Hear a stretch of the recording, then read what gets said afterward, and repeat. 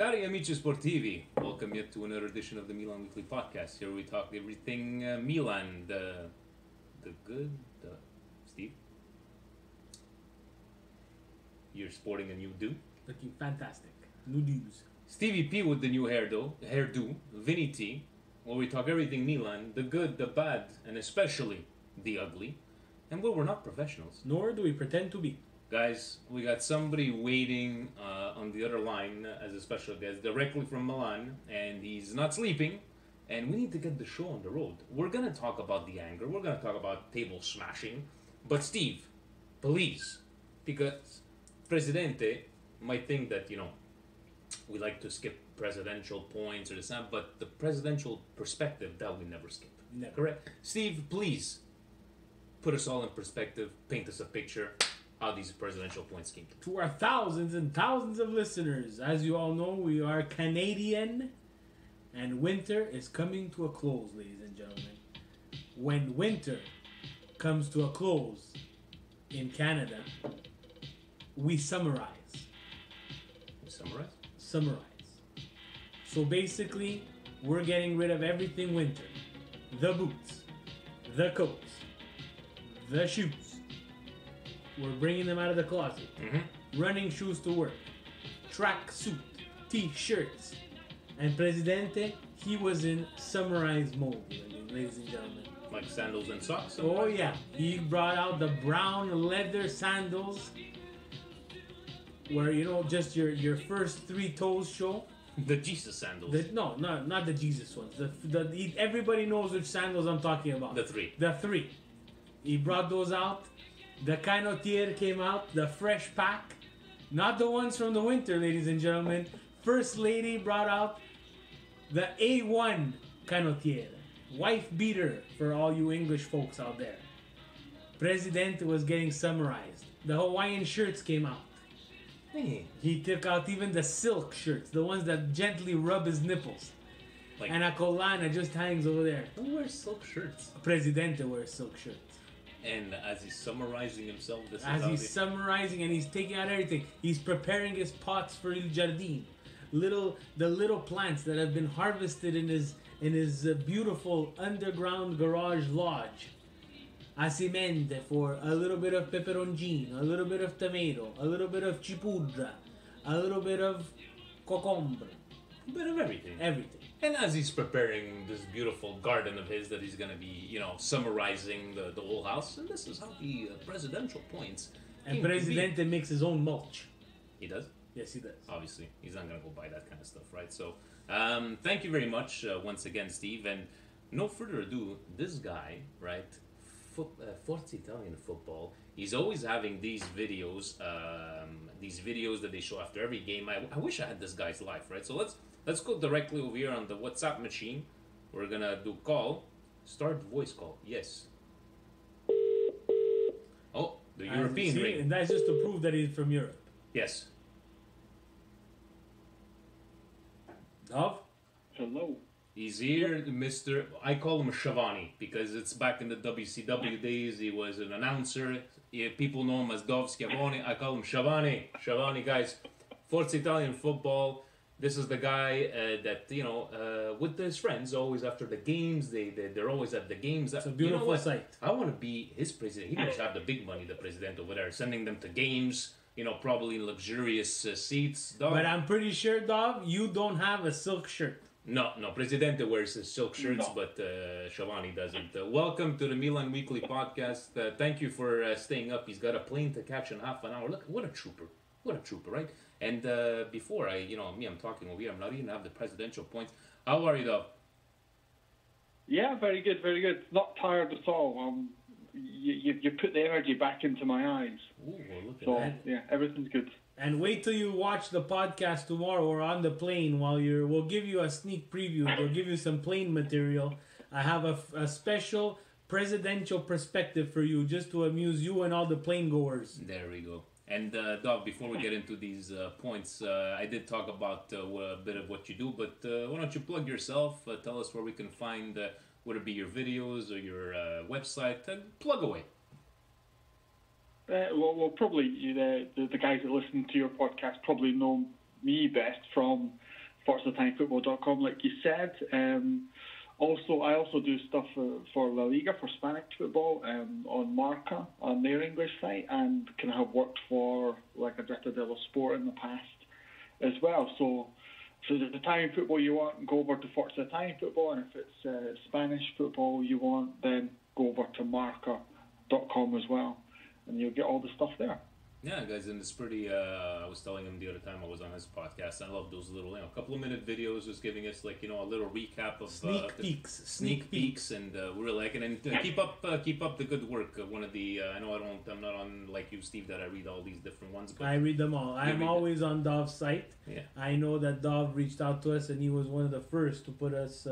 Milan Weekly podcast on the Forza Italian Football website, and we thank you for that. Yeah, Dov. definitely. Like some people we have a bit of the comical side, whatever, but we're always appreciated. Comical? We're not comical. Well, no, we're not. We're dead serious. We're dead serious. We're not professionals, but we don't pretend to be. So without further ado, is that the way we say it? Adieu. So we have, and by the way, we have to call him Shavani because it's WrestleMania week, Steve. I don't know if you knew. You're coming over on Sunday for WrestleMania. I'm just saying. Let's go first. You know what? I'm not gonna skip one. I'm gonna go directly to two, and then we're gonna go back to one. Wow, we're gonna go back and forth. Yeah, we'll start talking about the Gigio mistake. Yeah. All right. So we've all been petrified every time Donnarumma has the ball at his feet, and our biggest fear comes true versus Sampdoria. Came true against Sampdoria. Well, make mistakes in life, and that includes millionaire athletes. So we're gonna ask Shavani first. What the heck was Donnarumma thinking? Have you ever seen a goalkeeper gift a goal like that so quickly at the start of a match? But I want to talk more about what he thinks, and we're gonna go with your opinion after, Steve. How did you see all that? I don't know if you were actually at the game, but what did you think about that little blunder? I think it's one that's probably been coming for a little while, because Donnarumma's he's got that in him, especially when he's playing with his feet. It always seems like he's just maybe 1 second away from gifting the ball to opposition. I've seen it loads of times this season, at the start of the season, and then last season and seasons previous, and it's one of his faults almost. But it seemed like he kind of sorted it out in that period where Milan were actually doing quite well, where I think you were unbeaten I think you'd won 10 games in a row, unbeaten in 10 games in a row, and you were kind of on the march to third place, and it looked like kind of everything had been sorted. And then they had his horrendous blunder in the derby, and then his blunder against Sampdoria, and it's almost like you're kind of right back to square one with him. So I think it's something that he's young and he needs it coached out of him. I don't think it's something you're going to see him do, say, in 10 years' time. But it's an issue that he has, and he has had in his game for a long time, and it's something I would assume that Gattuso and the coaching staff will be working on to get it out of his game. So things like that happen as well. I remember, like you say, you mentioned there about other goalkeepers maybe not doing it as fast, but I remember Daniele Padelli did a crazy one playing for Torino, and he kind of sliced a back pass into his own net, and it was horrendous as well. So it does happen. So I wouldn't go too harsh on him. No, definitely. Like it's just where the regularity, I think, is the thing that I would be more worried about. Exactly. And you know what, Steve? I'm going to put this differently for you, right? As we'll talk about later, Donnarumma had a blunder. There's no question about it. Donnarumma has saved us countless times. Now, looking at that, watching the game, I'm like, it's a minute in. Do you find it more of Donnarumma's blunder, or the team not even showing up to give him a chance to get back into this game? It's a combination of things for me. Watching that game, to be very honest, I just put my hands on my head and I said, you know what? Like you said, Dov, it was coming. It was coming just because we know he struggles with the ball at his feet. A lot better this year. No, a lot better this year, and credit to whoever's running that portion of the practices. He has been getting better, and I think a lot has to do with Pepe Reina, who's actually very good with his feet. Mm-hmm. But besides that, could it have come at a worse time? No, no, because we didn't show up in the derby. We had this stupid international break where, some people were saying it did good, the international break. It was perfect. Gives us time to relax and think. Think about what? Think about what, because we showed up at Sampdoria and Genoa. I don't know if we were. I don't know if the game was at 3:30 and we thought it was at 6:30. I don't know what it was. I don't know what it was, but it was so frustrating. And you know what? That blunder just gave them a little excuse and said, you know what? It's a different. But the fans are not buying it anymore. I'm not buying it anymore. The blunder is gonna happen. It happens to the best goalkeepers out there. It should galvanize the team, and they should go out and go get a result. Instead, we went 90 minutes of crap. And he's saying crap because he can't swear, guys, but definite crap. And you know, the presidential point number one, talking about mental weakness, and I'm gonna try to talk about this and correlate it to now. You know, last week I'm fed up of mental weakness. But Steve, okay, so I'm fed up. It's okay. 7 years that we're complaining about mental. Okay, so explain me this. I don't get paid to play soccer. Okay, so explain me this. Last week, everybody was talking about let's try something different. Let's put Çalhanoğlu in the midfield. Let's do this. Let's do that. It didn't work out, right? So now people want to say, let's go with the 3-5-2. Let's go with the two strikers. You know what? Let me just read the point because we're getting nervous over here. After the derby loss and the international break, you figured the rest of Milan would have been guns blazing against Sampdoria. Yet Milan were flat and predictable once again. In fact, even during that string of 5 minutes, many fans weren't happy with Milan's lackluster and inspiring play.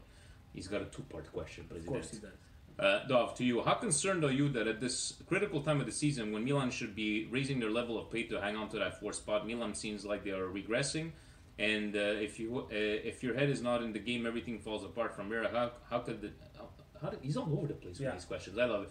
Where do you say that this mental weakness is something that we keep on talking about, or we could even look at the other sides, like how we managed to still stay 2 points behind Inter and keep Lazio and Roma bay? I don't know. Where do you stand from this mental weakness that we just keep on hearing it every single time? Honestly, I wouldn't say there's too much mental weakness there. I think the answer is almost in the question, where you say Milan should raise their game to hang on. Milan should need to raise their game to hang on. Their game should already be at a good enough level that they don't need to hang on. And I think that's the problem, that for Milan to get into the Champions League, they need to be playing at their absolute best. And most teams don't play at their absolute best every week. Juventus don't play at their absolute best every week. Napoli don't. Inter don't. They kind of have ins and outs of when they're in form and when they're not. Milan have just come out of a fantastic period of good results. And now they've played two more difficult teams in Inter and Sampdoria at home. And Sampdoria are a really strong side at home. You remember what they did to Napoli earlier on in the season. So it's not something I would say that Milan should be expecting to go to the far east and play Sampdoria and sweep them aside easily. It's a difficult place to go, and you've seen that by what happened at the weekend. I just think that for me the issue is, one, I think a lot of the players aren't good enough, and a lot of the play is far too predictable. I wouldn't go too far in it being a mental weakness, because I think that's something that, having Gattuso as a coach, the mental side of the game is a side that he will have the team properly prepared for. He might not be the best tactician, but there's one thing that he'll make sure he gets across, and that's the mental side, that you've got to work hard, give your all, leave everything on the pitch, and that's kind of what he wants from his team. And I think for the majority of the season, they kind of do that, and especially having a younger squad, he's more able to get those ideas across than say, being able to get that idea across to a 30-year-old Higuain who's been around the block and seen all the coaches and really couldn't care less what Gattuso says. But then if you have Piontek or Paqueta or Romagnoli, younger players who absorb that, I think it's a lot easier to get those ideas across. I think just there's not that much wrong at Milan. For Milan are playing well, they should get fourth spot. The problem is just getting to do it consistently against more difficult sides. Yeah, that's a good point. So, Steve, are you saying with Dahl, like maybe our players are not good enough, or is it a thing of Gattuso was the problem? I think it's a combination of both, to be very honest with you. I'm not going to go full on the players there. We do have some weak links, and we've talked about them, and we've said it in the past and on previous podcasts. This team needs Champions League football. To play Champions League football, you need to start your best 11 players every week. every week. And the Milan Twitter and social media, I saw a lot of things going back and forth. Well, the system is what caused that goal to go in. We know we continuously play out of the back. We continuously put Donnarumma in a bad spot. Yeah, it could be a little bit of the system, but like you said there, Dov, it was a good point. Gattuso has them prepared mentally to pour their heart out and leave everything on the pitch. For me, in my humble opinion, on Saturday, we left nothing. Yeah. We didn't even bring our shit to the pitch. Is it even, let's say, getting Bilia's second start since, if I'm not mistaken, he's been stayed off the bench? Does he have the Kessie question in there? No, he doesn't. He doesn't have the question. So I'm gonna ask you this question, Dov. This whole Kessie Bilia soap opera. Was it a calculated risk not to start Kessie in this game? I wouldn't say it's I don't think it was a calculated risk. I think he was trying to go for something different, to try and get a ball playing midfielder in there in Bilia, rather than having kind of Kessie, who's more of a ball winner. And I think that's what he was trying to go for. I think the more puzzling thing for me is putting Çalhanoğlu in there. Gattuso is in love with him, and I have no idea why. And I think Bilia's a good player. It's as simple as that. Bilia's a good player, and I think Kessie is too similar to Bakayoko in terms of style of play. And Bakayoko has been, you could probably say, one of Milan's best players this season if you kind of take away the first month or two.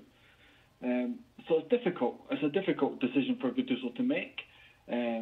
Obviously, in hindsight, you probably say it was the wrong decision for Gattuso to make. But I think in the game against Kiev, Bilia played fantastic. He scored, obviously, that wonderful free kick. So you're kind of...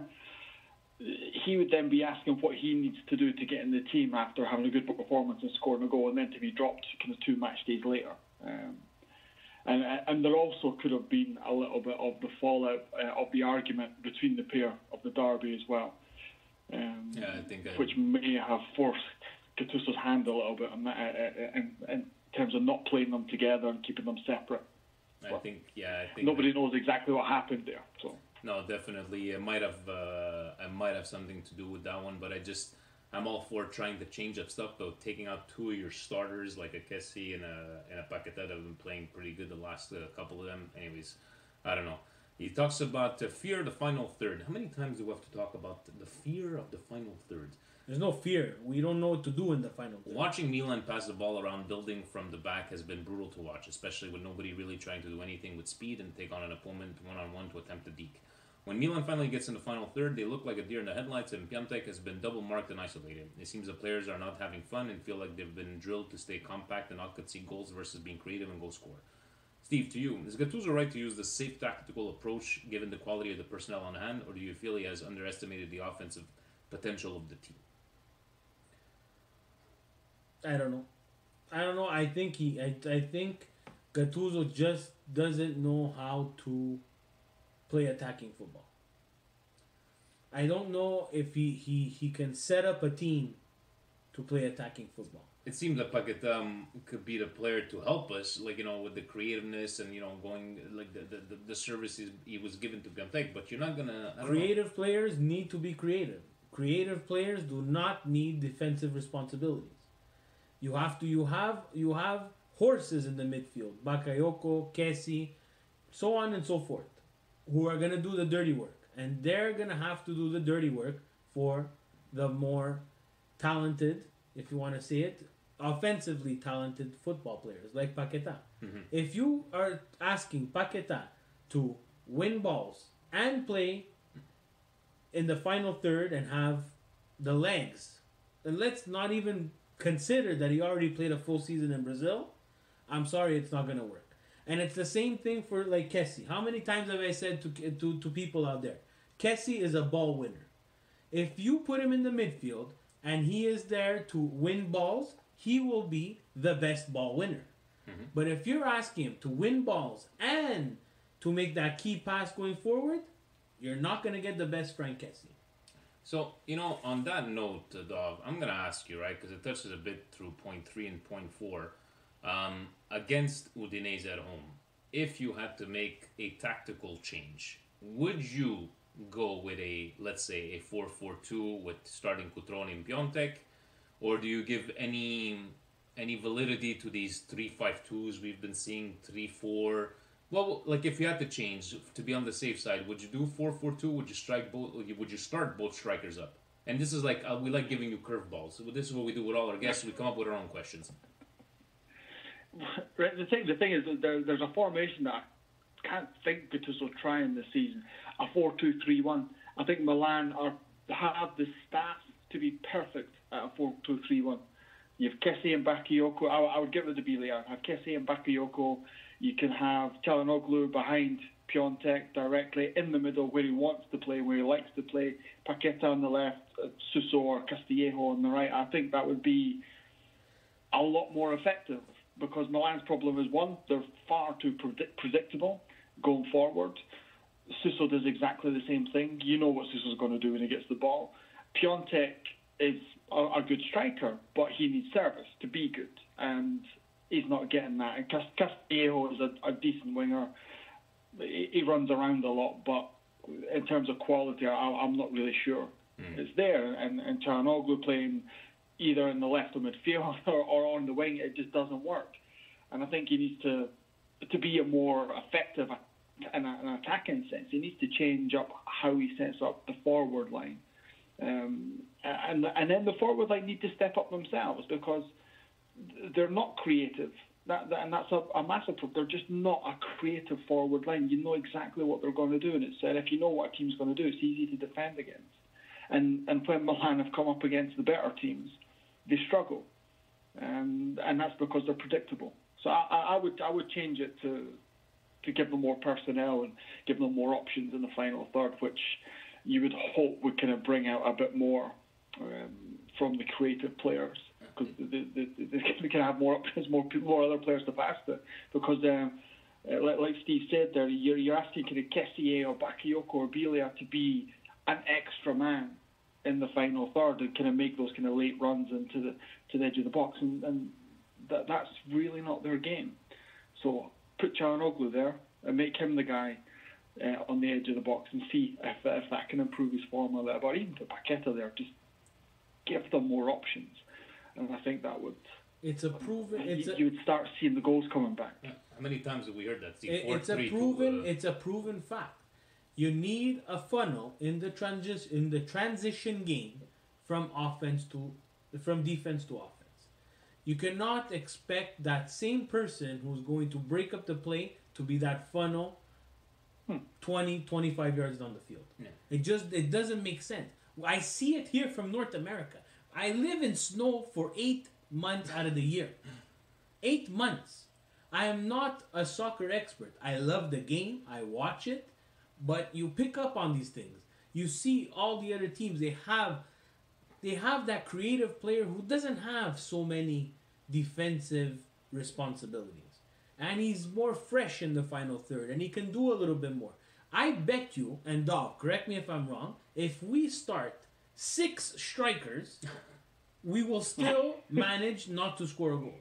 It's this whole thing of seeing, like, we were back in the day, looking at back in the day, 6 months ago, like Higuain going back in defense and getting balls back, or you would see the same thing with Cutrone. Sometimes you would see it, but for whether it be his idea of a different formation, but something needs to change. The only thing that I have a hard time believing, Gattuso might not be the most experienced coach, but I cannot believe that these thoughts never crossed his mind or tried it out, and that's why I have a hard time. Maybe his idea of risking was sitting Kessie and Paqueta. Maybe that's what it was. I don't know. But one thing's for sure is tomorrow's you need to win, because let's be honest, guys. We all hate Juventus and we all want to win against Juventus, guys. If we come up with a point, ringraziamolo signor. But we all know that probably is not going to happen. Anyways. We're gonna go before. I want to get his opinion on this one here. Before we let you go, Dov, because he's on a flight. He's got a first class private jet. He's flying to probably another game tomorrow. The International Champions Cup, they announced that they're coming to North America on the East Coast, made a lot of fans happy. But I like Presidente's question to you here. Uh, while for us in North America, it is something fun to look forward to as we don't get to see Milan live during the season, was curious if this ICC tournament is taken seriously in Europe, or does it still have the perception of a glorified friendly and money grab, like a marketing thing? That's the good question from Presidente. And you can be honest. You can be honest. It's not like we have millions and millions of listeners that might turn on you. But how is it perceived, the ICC from Europe? They're friendly matches, nothing else. To be perfectly honest, expensive friendly matches, might I add. I think the tickets for the Cardiff game are, I think the minimum is £35, so that would be €40. I don't know what it is in dollars, but it's expensive for a friendly. 70 and that's kind of what they're seen as, because a lot of the teams, maybe they'll play kind of half a first team if you want, some youngsters and things like that, some of the fringe players. It's not really anything taken too seriously, to be perfectly honest. I mean, we cover it on ForzaTimeFootball.com, and it's more of an idea just to kind of get a look at some of the new faces if they're playing in the game, or some youngsters, or to get some kind of idea of what the teams will do next season. But it's not really kind of taken, like the results aren't taken in any kind of seriousness whatsoever. Yeah, it's. I think deep down inside, I think we all feel the same, but it gives us an opportunity, like not to fly across the pond and watch Milan. But like how we were able to see Jose Mauri during the ICC last year, but nothing came fruition from over there. But I think there might be getting a group going, maybe to go watch them in Boston. Last question, and this is a serious one. Does Milan have it to finish top four? Honestly, I think after that good run before the derby, I thought, Milan can do this. They can get into the top four. It seemed like Gattuso was getting kind of everything sorted, and then you've seen two games where it's not really kind of went the way that you'd expect it to go. One thing I will say is, though, the running for Milan is not the most difficult. After playing Juve and Lazio, you've got like Parma, Torino, Bologna, Frosinone, Spal. The teams that are all kind of in the bottom half of the table that Milan should beat quite easily. So, taking away Juve, if you basically win 7-6 of the kind of remaining 8 games, then I think Champions League will be there. We'll make it difficult. The thing with the Champions League is this season, it's kind of weird. It's like all the teams that are fighting for it, apart from Juve and Napoli, seem to not want it. Like Inter are going through a crisis. Lazio had their rubbish period. Roma don't seem to be able to play football anymore. It'll probably end up being somebody silly like Atalanta getting in 4th spot. Seriously, and probably well deserved. I think manager would be crazy. They're obviously not going to make it easy on any of the Milan fans, but I get a bit of I rejoice a bit in seeing Inter with this whole situation, which I love it. I know where Milan is in shambles right now, but I watched Inter Lazio, and after the disappointment that I saw against Sampdoria, it actually made me feel better. After seeing Roma get crushed by Napoli, where we gave Napoli the run for their money in the first game. Yeah. I don't know what happened. And the second game, we got points. Yeah. And Roma gets crushed. Then you see an Inter Lazio, where the game was super exciting, but rubbish. There wasn't superior quality by any team. Any team could have took that. Inter was just that much worse than Lazio. And look at you using rubbish. Yeah. Look at you. But Lazio, I gotta give Luis Alberto, Mr. I bleached my hair. This guy went from having probably one of the best seasons last year to one of the crappiest seasons this year, and now he's kind of like turning it on at the best possible time. Definitely. Way to go to us.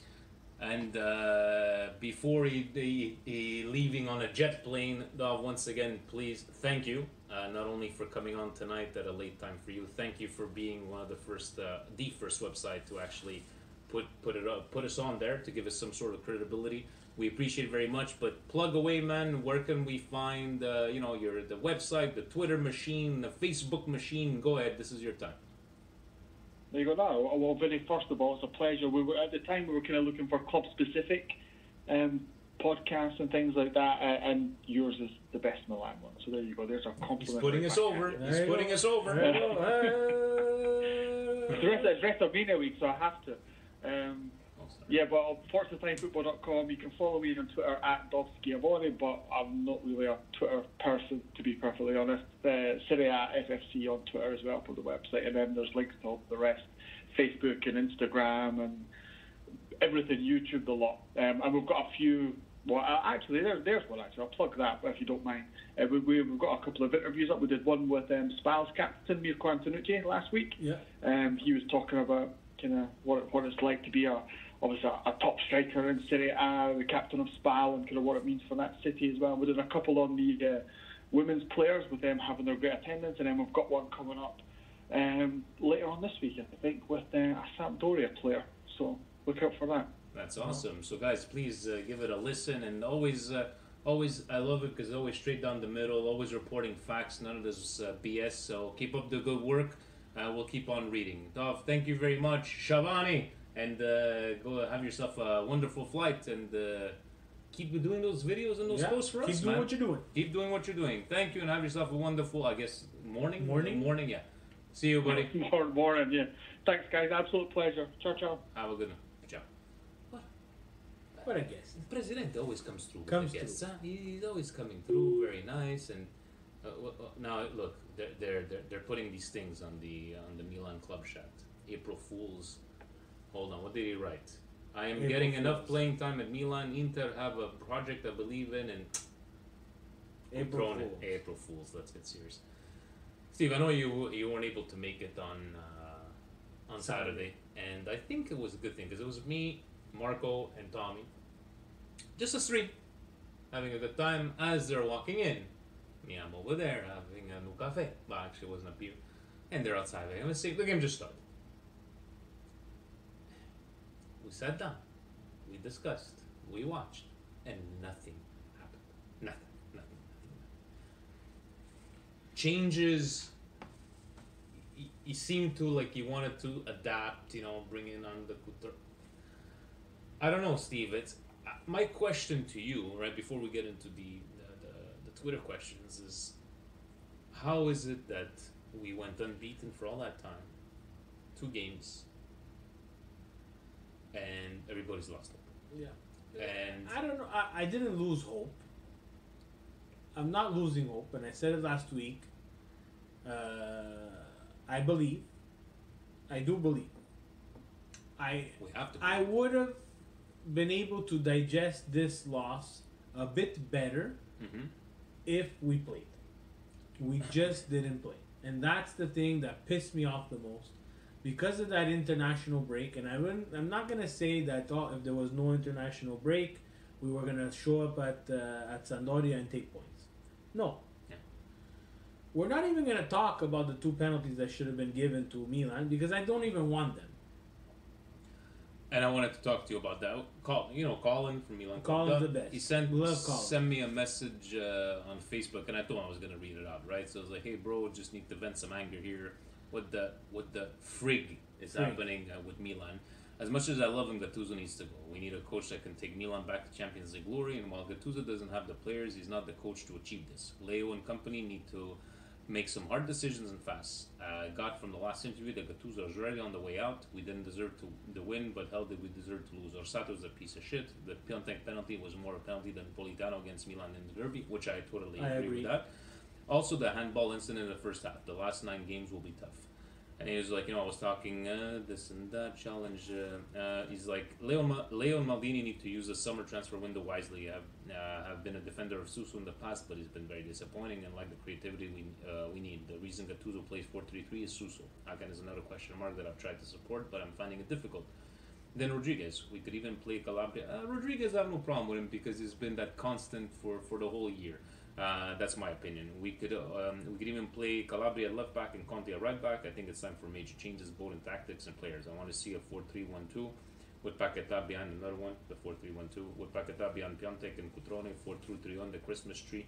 I liked his, kind of a banter. Love the insight from you guys. Just hit us up. No, hit us up. And Frank Antelope, once again, he doesn't believe in Twitter. He just keeps on sending us messages. He likes to talk to me about and wrestling. Dog's formation was 4-2-3. That's what he said, 4-2-3-1. Oh. He said 4-2-3-1 or even the Christmas tree, okay. 4-3-1-2. Okay. But, I don't know, it's just, you were expecting, okay, let me get off some points against Sampdoria, some points against Udinese. We're going to face Juventus. It's just the again, of the opponents of the people that are fighting for this Champions League spot, Mm-hmm. and it's no disrespect to Sampdoria, we had the weakest opponent. So it was our week to try to get some points. Even if we were going to be 1 point. I was going to be happy with a point. Yeah. I was going to be pissed at the performance, but I was going to be happy with the 1 point. Would it have changed this podcast? No, because we sucked. We were terrible. Oh, definitely. And I love these people. Oh my God, I can't believe it. Milan fans thought they were going to catch Napoli. We only thought we could catch Napoli because we were just 5 points away. It's 5 points, guys. 5 points. We never said we were going to. Napoli had if they would have had a couple of blunders, you never know. But to us, in the end, guys, we want third or fourth to get Champions That's all I care about. I will go get Van Basten, Gullit, and Rijkaard out of retirement if it gets me to Champions League. I don't care who plays. I don't care who's sad. I don't care who cries. I want to play Champions League football next year. Send this, retweet it, Instagram it, record it from your handheld recording device. Send it to your friends. Make sure someone hears it from Italy in Italian. The Canadians, Milan Weekly Podcast. We want to see Milan in the Champions League. I don't care. I don't care who finishes third. I don't care who finishes fourth. As long as one of those two spots belongs to Milan. Punte basta. Look at this. This is Maldini. Maldini, guys. Maldini. You guys understand? Maldini. Leonardo. We just saw the glory days. We just saw the glorified Milan of all time play against Liverpool. Didn't that stir something up for these guys? No. They showed up in Genoa like mummies. Like mummies. We'll cross the ball. Suso. Oh, I'm going to go on my left. Everybody knows you're going to go on your fucking left. Because that's the only foot that you have. And as we start our Twitter questions, you know what, Steve? Because we definitely have nowhere to run, and that's where we're gonna go. We got guys. We have nowhere to run, and we're gonna go to the Twitter questions. But I have a surprise for you. We're pulling a swerve. Vince Russo, back in the day, used to pull the swerves on the WCW guy. It's a swerve, bro. It's a swerve. Look who's the first one over there on the latest. Of course. Adrian, we're gonna swerve. We're gonna take the Milan Legends first question. Do you think Piontek will be doomed for a Kalinic type / Higuain type spell with the current Milan, or is he above all that? He better not. He better not, but it looks like it because we're not getting him balls. We're not getting him balls, and unfortunately, I'm pissed a little bit at him too because we need him again. We're going to say it again. He's got to do a little bit more. He's got to show himself a little bit more, be a little bit more active, and we got to get him some service. I'm not blaming it only on the service. I'm just blaming it on... Look, Milan Legends. I watched that game. There's not one person who showed up for that game. Gattuso didn't show up. The water boy didn't show up. The guy who cleans the cleats didn't show up. The bus driver almost didn't show up. Antonio Donnarumma, did he show up? Antonio Donnarumma is the water boy. He did not show up. No one showed up. I don't know. You know what, Gattuso? I'm pissed at Gattuso because you are the coach of AC Milan. You just lost the derby. Mm-hmm. People might hate me for this, but what the hell are you doing going and playing a Milan Legend game? Prepare for this game. There's preparation. The people in the Milan Legends game are unemployed. So he had 10. Pirlo sits at Sky and says the same thing. Ambrosini, same thing. Steve, he had 10 days of. What did he go? He flew in, he flew back out. He can't. You I are get, the coach of Milan. I get what you're saying, but. He was doing the Beatles walk with his friends. What Beatles walk? We just lost the Derby, Gatu. We just lost the Derby. Beatles pictures in the walk. There's only there's only a couple of people did that picture. It's the Beatles. Leave them alone. He's got a point. So no, I think he's above all of that. That's what I think. I think he's above all of that as well. Because you could see the talent from the guys. So from the Calcio guys. Buonasera, Milan Weekly Pod. Seeing that it's the last stretch of the season, is it risky to go for it by making changes such as formations and player selection, or should Milan just continue with what they've been doing and to play it safe in order to reach top four? By any means necessary, my friend. I cannot sum it up more than that. I am pouring my heart out in this podcast because I want them to play Champions League. I don't care how.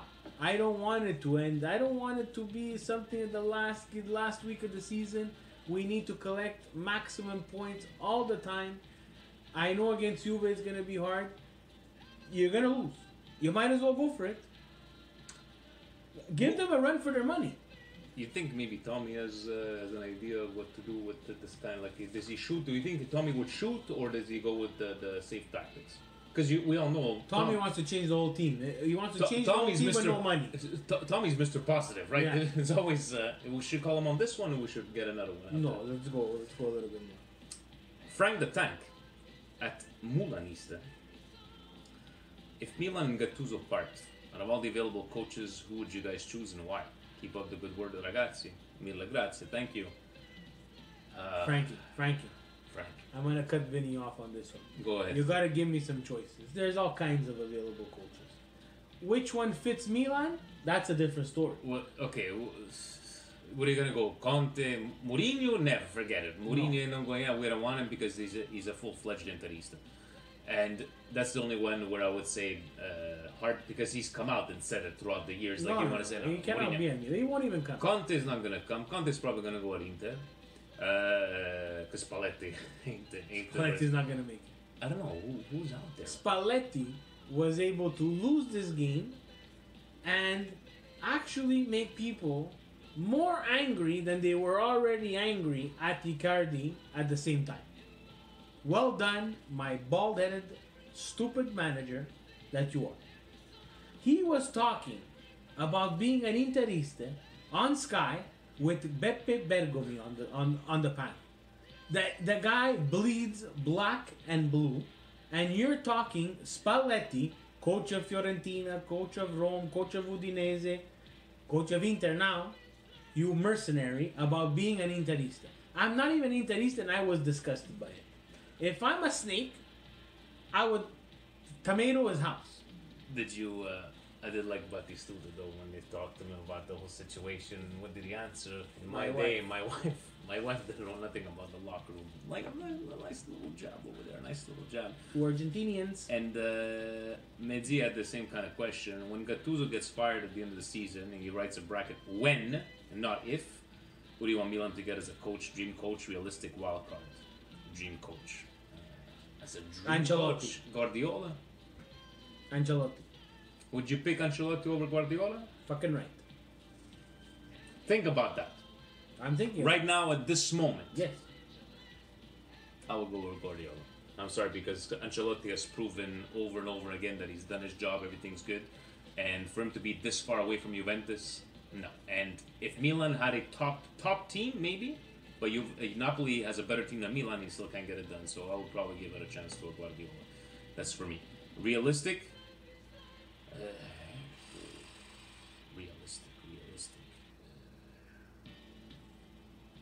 The coach of Kiev. Guidolin. Alessandro at Egg and Pancakes. What teams are we the most worried about in the last 9 games? Asks Vinny and Steve. Also, how didn't we get a point against Sampdoria? Alessandro. We didn't show up. We didn't show up. We didn't want the point. We played like an Inter. That's what we played from over there. You know what? Let's go have a look at. Can you pop up the last nine? And by the way, this. Thank you to Steve. Me comprar una bella caixa de beers. He brought me. What a nice friend he is. He brings me over a case of beer. I give him un cafe. It's a good exchange. It's a good exchange. So we got Udinese. Not worried. Juventus, obviously. We have still what? Lazio. Lazio at home. You're pulling that up right now? You want me to hold on. I got the application over here. AC Milan. Hold on, you guys. You see how this is like very, very live, very unprofessional. This is us, man. Italy, Serie A, Milan. Wait, click qua. Fixtures. Okay, so we said Udinese, we're good. Juventus, Lazio, we're playing at home. Semi-worried, but if Lazio plays the way they play against Inter, we got that one in the bag. Parma, no. Torino, at home. Yes. Bologna, we're at home, we're good. Fiorentina, at Fiorentina. Tricky fixture. We're probably going to tie because Fiorentina only knows how to tie. Frosinone at Milan, should be a doozy. Walk in the park, as we would say. Milan at Spal. And that's it, guys. So basically, out of the obvious, Juventus, Fiorentina, and Torino. I think I'm with you on that one. Torino, playing Torino at home. I don't like that one too much. I want the Torino that let in 3 goals. That's what I want against Bologna. So you want to ask him which teams he's afraid of? Yeah, he's gonna say nobody. He's gonna say let's go buy Chiesa and Barella. Guaranteed, folks. You heard it here. You heard it here, and you're gonna hear it tomorrow. Then you're gonna hear Tommy say it. It's connecting. So pissed, ladies and gentlemen. So pissed. Oh, well, that's the problem. Right? Tommy. Huh? The call didn't go through. Tommy has technical difficulties.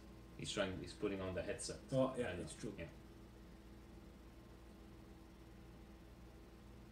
Or he's in his car. Tommy. Now, Ramadan. I guess not. We'll wait until he calls us back. So let's go to. Thank you, Alessandro, for that question. Colin obviously just read up his whole message. Ciao fratelli, can we hope to finish top 4? I really want to be creative, competitive. Then there's Orsato. Look, Colin, I get, thinking about the referees and Orsato and who's the next one coming up that we always have a bad. Scarogna. Guys, there hasn't been a game so far that we deserved. Incoming call, Tommy. Buonasera. Buonasera. Good evening, gentlemen. How are you? Good. You? We're doing fantastic, Tommy. Yes, we had a couple of questions for you. Well, one question. Thank you for coming by, and it was a very enjoyable Saturday. Well, other than the result there, but here's. I would just like to say one thing. Tell me. I am really disgusted the way Milan has been playing these 2 games. The derby, they played 20 minutes, and against Sampdoria, they barely played 5 minutes. It is disgusting. And mark my words, if we're going to go and play Juventus at Torino, the way we're playing, look, you know I hate Juventus, you know that. No, we had no idea, Tom. But we're going to get slaughtered. If we're going to go to Torino and play like this, we're going to get slaughtered. Mark my words. That's the question. We cannot. That's the question for you, Tom. Like this. So one question we got with, looking through all the next fixtures, I'm going to name them off for you, and you tell me if you're afraid, nervous, or it's a sure win. Okay? So, Udinese tomorrow. I'm very afraid. Okay. Juventus, do I need to ask? We're losing. Lazio at Milan. We're losing. Milan at People Parma. seem to forget. Hold on. Let me get back to the Lazio a minute. people seem to forget. La Lazio's 3 points behind us, but they have a game in hand. A game against, they have a game less because it was suspended due to weather. And who are they playing? They're playing in Rome, Udinese, on April 10th. If they win that game, and Milan doesn't make any points tomorrow, we could say bye-bye fourth place. You know why? They have more goals than us.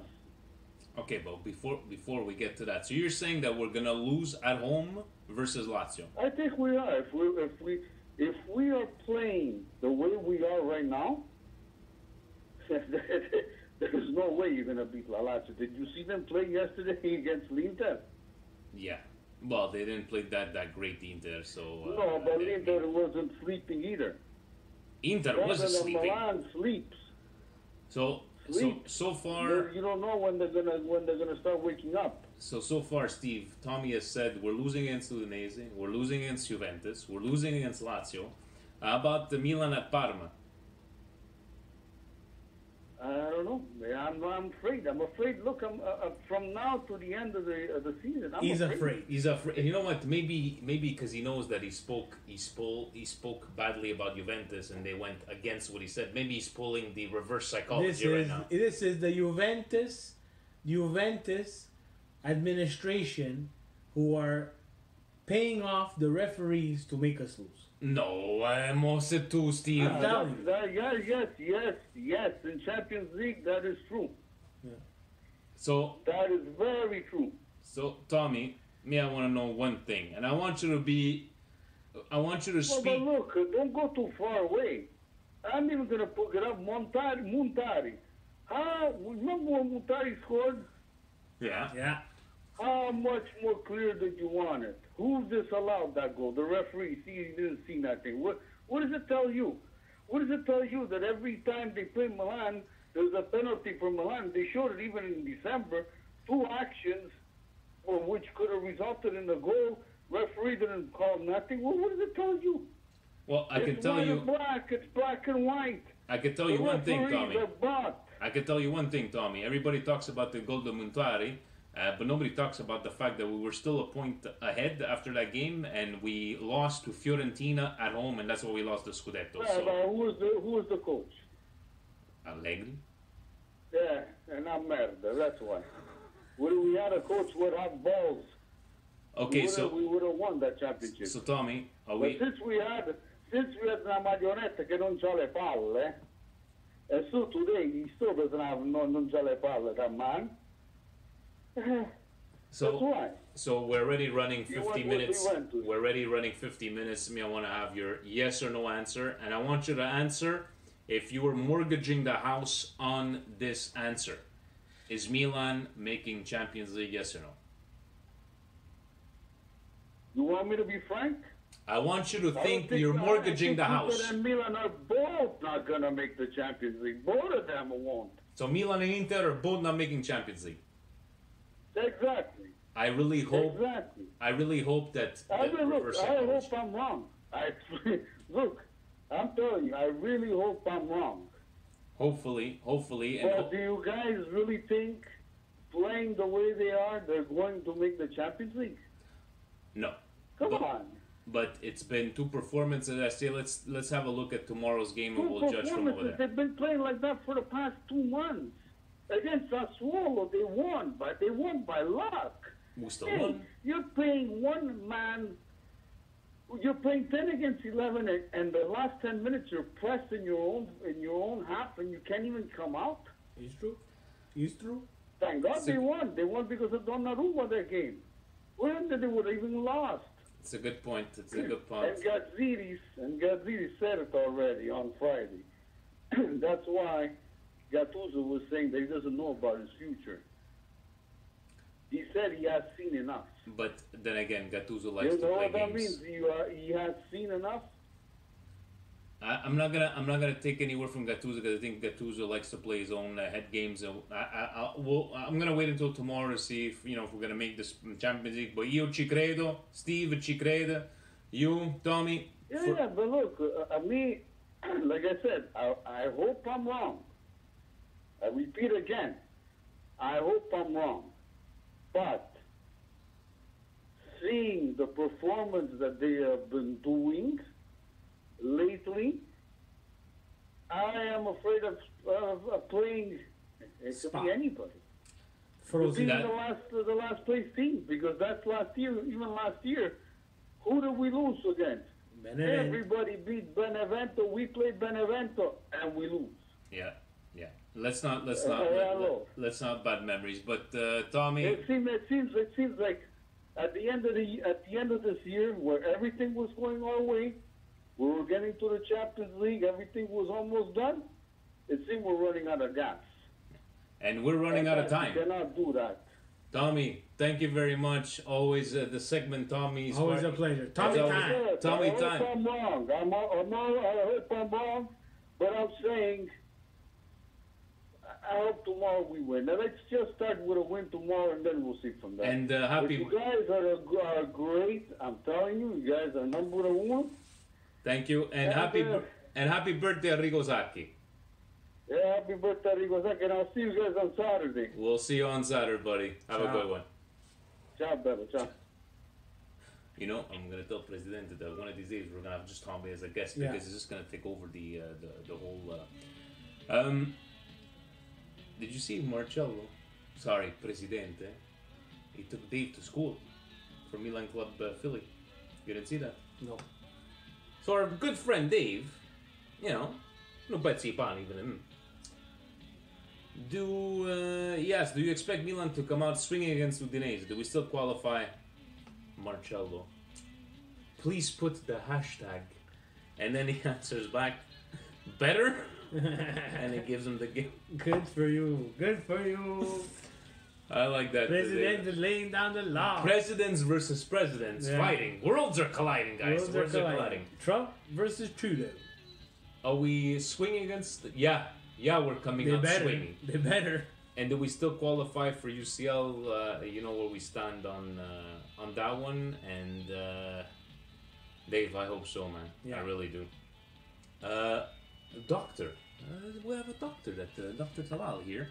Just want you guys to think about Gattuso's words after the game. We played better than against Chievo or in other matches where we finally won. I don't see a team off. If he doesn't see the problem, then he's never going to be able to fix them. I think he might be playing with everybody there. Maybe he saw stuff that So we didn't pissed off. see. I think he pissed off. a So lot of pissed people. off after the Sampdoria game. So pissed off at his press conference before that game where he looked defeated and stuff. It's not time to play games. No. It's not time to play games. You just lost the derby. Again, I'm gonna have to say it again. Just lost the derby. It's no time to play little puppy in the corner.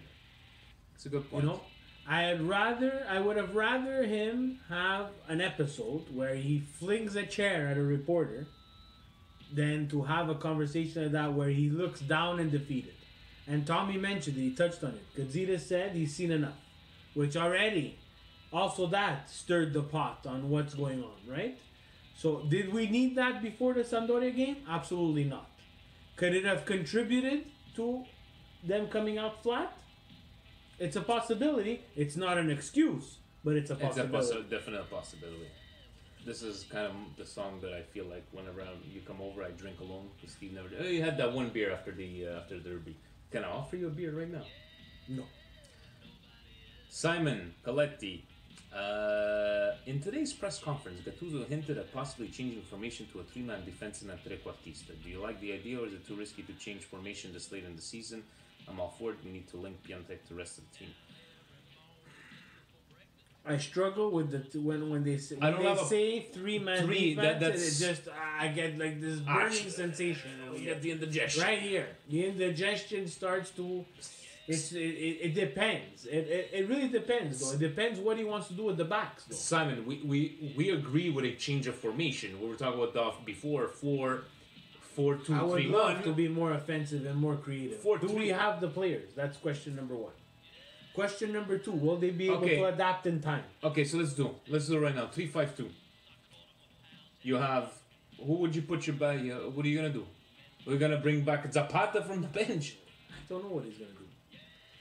Musacchio, Caldara, and Romagnoli. Caldara's not ready to start a game. I don't think so. For- Conte seems to be for rest. He might be rested because of fatigue.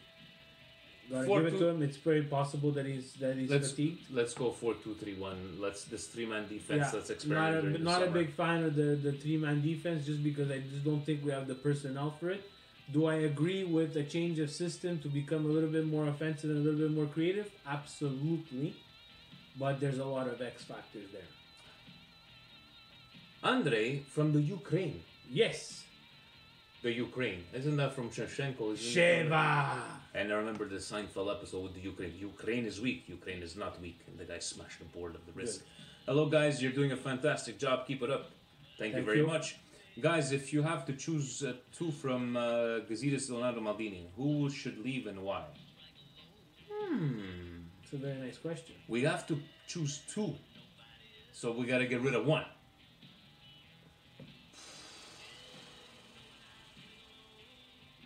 It's hard. Very tough question. Gazidis, Gazidis I think stays. Gazidis stays. He's there for the business. I would probably say Leonardo because Maldini, I think, can learn what his experience has brought him to the table.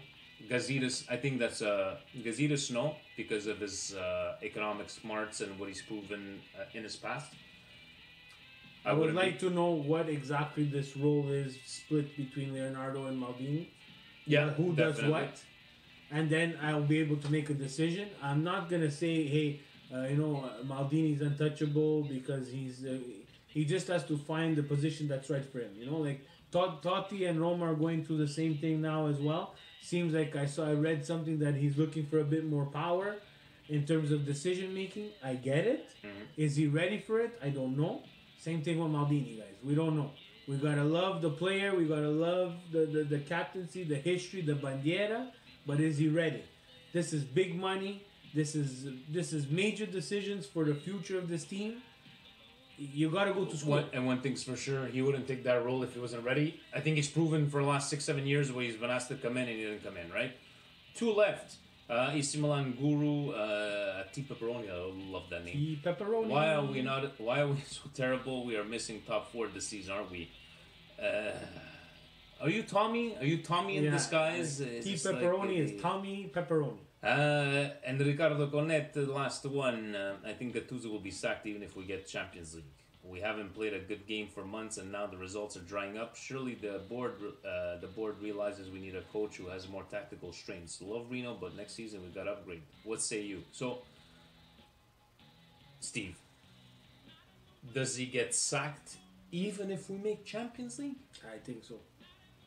I would have said no, and I know where Ricardo's coming from over here. And please, Ricardo, hit me up if you think I'm wrong. After that press conference where he looked down, and it looked like he knew and he sealed his future, I'm not buying this thing that he's playing mind games. I'm buying that these guys here are serious, and these guys here they want someone with experience. They want to go to the next level. Okay, so Whether let me rephrase. Champions League is the next level. Let me rephrase. Milan somehow makes third spot. And management, not going to do $300 million. We'll go get you a top 10 player in the world. You still get rid of Gattuso? I probably would, myself, I would have probably I would ride with him. But that's why I'm sitting here doing a podcast. And that's why they're dealing with millions of dollars. The next level, Vinny, is big money. It's big money. And the further you go, the more money you make. These guys, it's a business, guys. Remember, we're not owned by Silvio Berlusconi anymore. We're owned by a fund that wants to make money from this team and needs to make them look attractive. My only worry, and I'll say it here, April Fools, and I'm not fooling anybody. Nobody fooling. I think, with my deep and honest and heart, and I'm pretty sure other people have thought this before, deep inside your heart, you know that if Gattuso gets sacked, they're hiring Arsene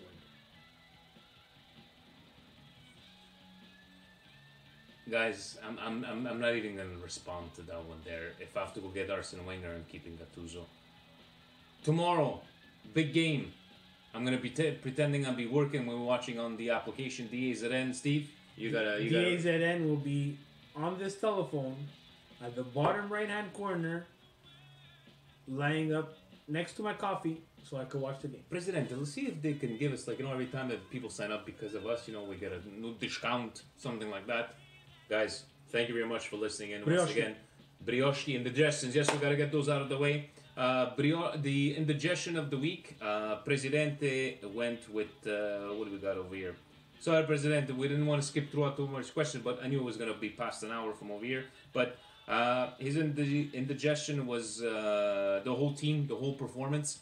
That is a very good indigestion.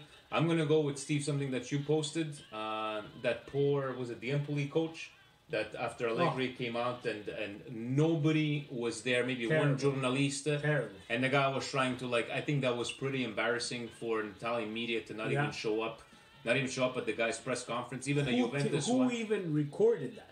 Yeah, no. If there was no one there, who recorded the press conference and leaked it out? That should have been cracked and broken and never spoke of. It was pretty embarrassing. It looked like we're a third league team from whatever country. That was pretty embarrassing for me. Your indigestion. I'm going with the Presidente, the whole team. Presidente, we stand united with you. And Brioche was his feel-good moment of the week. Curva Sud for showing support to Donnarumma instead of booing him and putting him down after his mistake, and Conte reminding Gigio how many times he bailed the team on social media, which we spoke about this morning. It was a feel-good moment because not only has he bailed us out, we kept on saying it. If it wasn't for Gigio all those games, blame the team and blame whatever you want, the tactics, because we had over 90 minutes to respond. Imagine that would have happened in the 98th minute. I think the discussion would have been different. Yeah. But guys, we had 90 minutes. We weren't playing Juventus. We weren't playing Napoli. We were playing a beatable team. Exactly, and we still managed to. Guys, that's why tomorrow we need to come out guns a blazing. Yeah. Ovunque e sempre. Forza Milan.